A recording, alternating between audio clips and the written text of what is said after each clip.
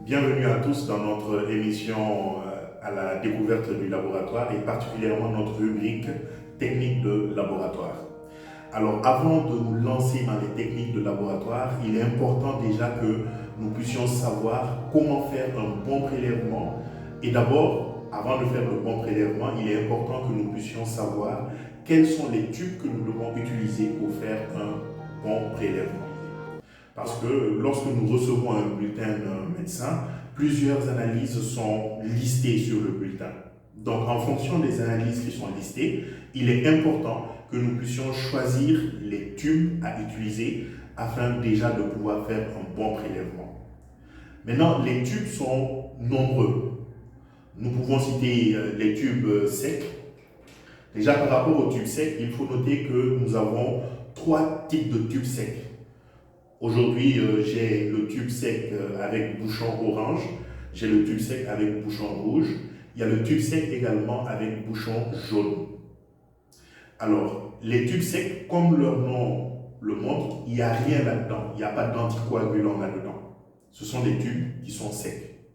La différence entre le tube jaune et ces deux tubes-là, le tube jaune sec et ces deux tubes, c'est qu'à l'intérieur du tube jaune, il y a ce qu'on appelle un gel séparateur. Après centrifugation, il permettra de pouvoir séparer le sérum et le culot.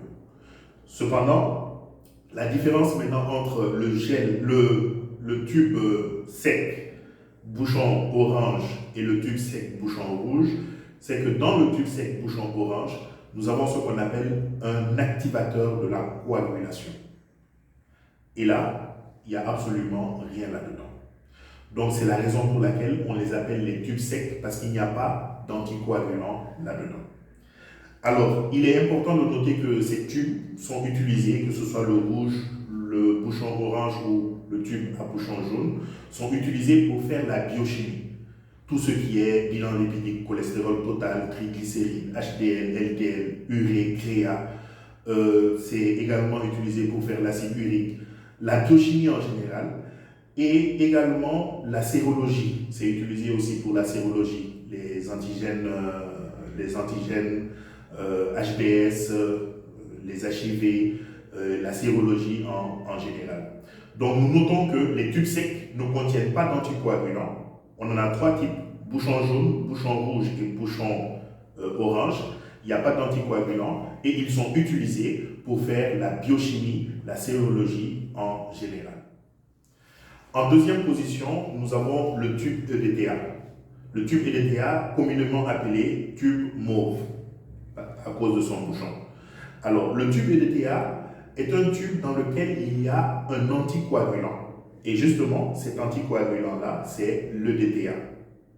Le tube EDTA, le tube bouchon mauve, est utilisé pour l'hématologie. Tout ce qui est les groupages sanguins, tests ML, la numération formule sanguine, la NFS.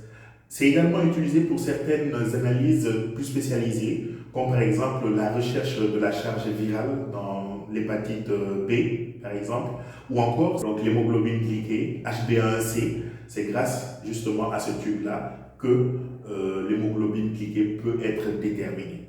Donc, on retient que le tube mauve est appelé tube EDTA.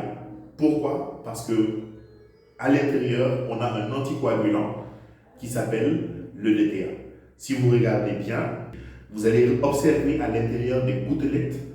Ces gouttelettes ne sont rien d'autre que l'anticoagulant. En troisième position, nous avons le tube bouchon gris ou tube fluoré.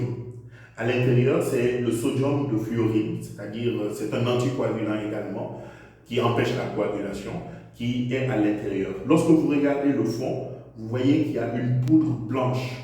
C'est cette poudre en fait qui est l'anticoagulant. Alors, c'est la raison pour laquelle d'ailleurs, que ce soit le tube mauve ou en tout cas tous les autres tubes, quand on fait un prélèvement, on agite légèrement, doucement, pour permettre au sang de pouvoir se mélanger avec l'anticoagulant. Le tube bouchon gris ou fluoré est utilisé pour déterminer la concentration de sucre dans le sang, c'est-à-dire la glycémie. Donc ce tube bouchon gris est utilisé pour la glycémie. Nous avons aussi le tube hépariné, le tube avec bouchon vert. Le tube avec bouchon vert, il est utilisé également pour faire la biochimie, de la même manière que le tube avec bouchon rouge, les tubes secs. Alors, l'anticoagulant qui est à l'intérieur, c'est l'héparine. Si vous observez également, il y a des fines gouttelettes à l'intérieur qui représentent cet anticoagulant. Et donc, c'est cet anticoagulant, l'héparine, qui est dans ce tube vert.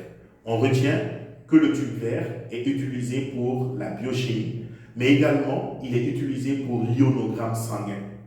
Donc, très souvent, on utilise le tube vert pour l'ionogramme sanguin par rapport justement à plus de stabilité que les autres tubes, comme les tubes secs.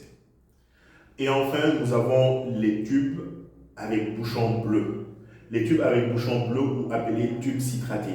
Donc, l'anticoagulant qui est à l'intérieur, si vous regardez, il y a un peu de liquide à l'intérieur, c'est l'anticoagulant. L'anticoagulant qui est à l'intérieur est appelé justement le citrate. Alors, ce tube est utilisé pour l'hémostase, TP, TCK, TP, INR. Également, il est utilisé pour la détermination des D-dimères. Donc, nous retenons, le tube bleu est appelé tube citraté. L'anticoagulant qui est à l'intérieur est le citrate. Et il est utilisé pour les TP, TCK, TP, INR, les D-dimères, entre autres. Merci beaucoup pour votre attention. Je pense qu'aujourd'hui, vous êtes en mesure de pouvoir choisir les bons tubes pour faire les différents prélèvements. Et vous serez en mesure également de pouvoir connaître la différence entre les tubes de prélèvement. À partir du moment où, lorsque vous avez votre bulletin d'analyse, vous arrivez à déterminer les tubes que vous devez utiliser, la seconde étape est de savoir comment faire un bon prélèvement. Eh bien, restez connectés. Le prochain épisode parlera justement de comment faire un bon prélèvement en laboratoire. Merci.